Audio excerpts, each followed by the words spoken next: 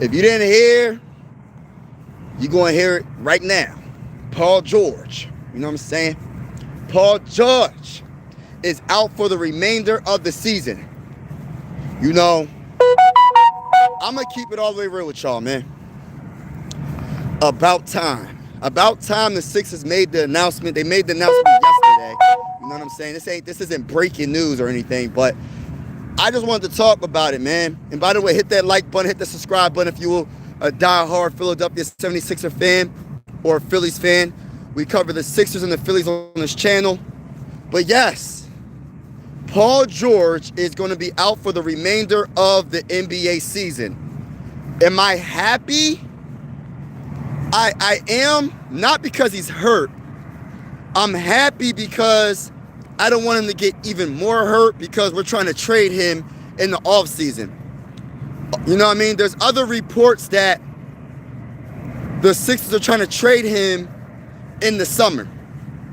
So if they're trying to trade him in the summer, you can't let this man get hurt any more than what he already is. Man got knee issues and all that. He got a lot of issues with his body right now. So I hope he gets well, and I hope we could trade him in the offseason. But I'm going to keep it real with you, man.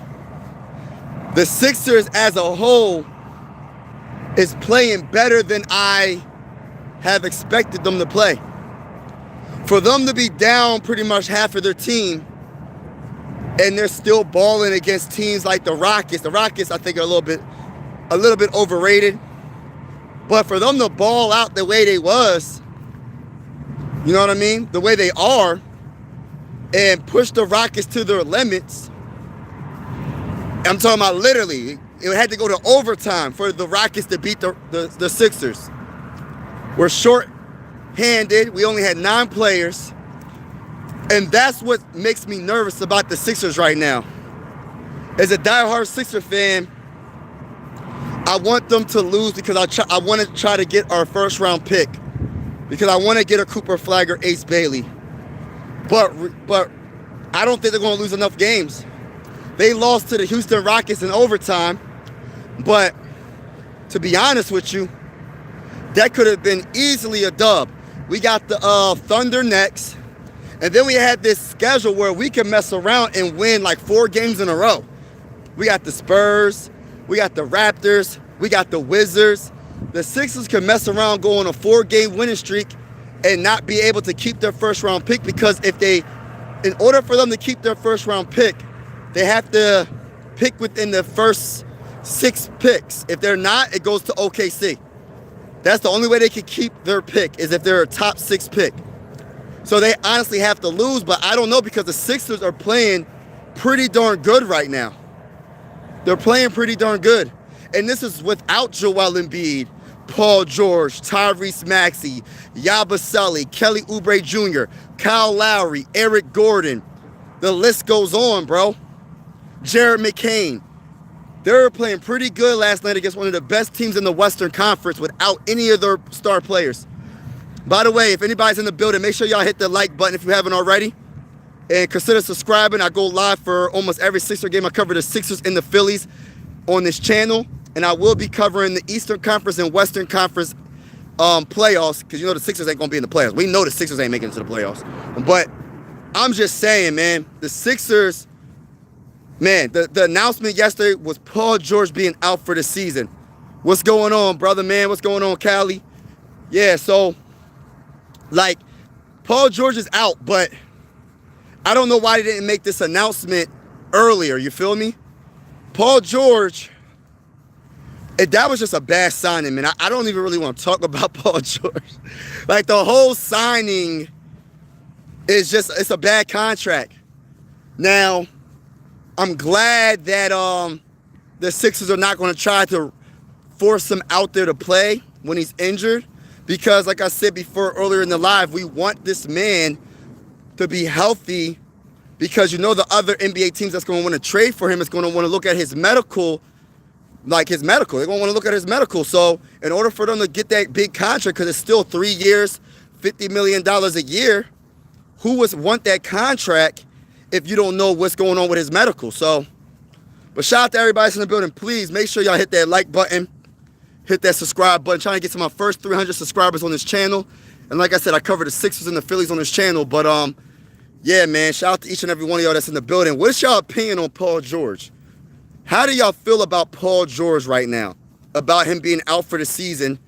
And do you think the Sixers can be bad enough to potentially keep their pick in the 2025 NBA draft and possibly draft a Cooper Flagg or an Ace Bailey or somebody of that caliber? What is your opinion on that? Because Paul George wasn't a factor this whole year. Let's just keep it real. That him being out for the season isn't a factor.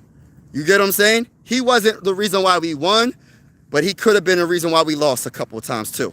What's going on? What's going on? What's going on? Hello, hello, hello.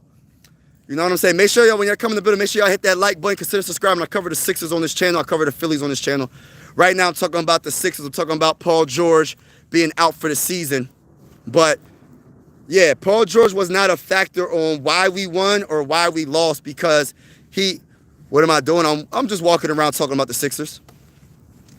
But that's pretty much what it is, man. Like, he wasn't a factor in any aspect. Like, I mean, yes, he had some games where he had 30 points. Yes, he had some good defensive plays. But to keep it real, Quentin Grimes just got on the team not too long ago. He has more 30-point games. The man had 46 points yesterday against the Rockets. Paul George never scored that much points. Man, not with the Sixers at least. Not with the Sixers. This man, Paul George, has not balled out this whole season. And in order for us to have any way of trading him, he has to be healthy enough for the medical staff of another team to look at him and be like, yeah, we'll take on this 3-year contract that won't really work playing out. You know what I mean? So hold on real quick, y'all. But yeah, it's just like, I don't know, man. To keep it real with you, Paul George's contract is like the worst. It's probably worse than, actually it's not. I think Joel Embiid's contract is probably worse, but we can't do nothing with Joel Embiid yet.